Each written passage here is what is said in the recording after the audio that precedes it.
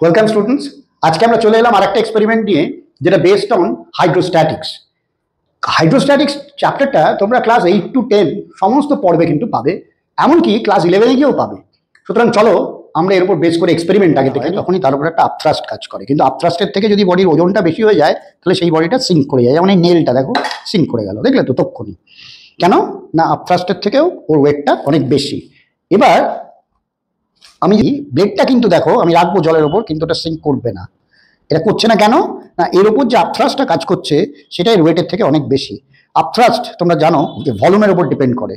যেহেতু ব্লেডের সারফেস এরিয়াটা অনেক বেশি হয়ে গেল, তাই ও কিন্তু অনেকটা বেশি ওয়াটার ডিসপ্লেস করছে, যার ফলে ব্লেডটা ভেসে থাকছে।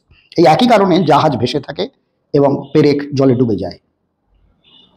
তাহলে এক্সপেরিমেন্টটা তোমরা দেখলে এটা তোমাদের সাবজেক্ট নলেজটাকে ক্ল্যারিফাই করার কাজে আসবে। আমরা পরবর্তীতে আরও এই ধরনের এক্সপেরিমেন্ট করব, এবং তোমাদের যদি কোনো পছন্দের এক্সপেরিমেন্ট থাকে তোমরা সেটা জানাও, সেটাও আমরা এখানে করে দেখাবো।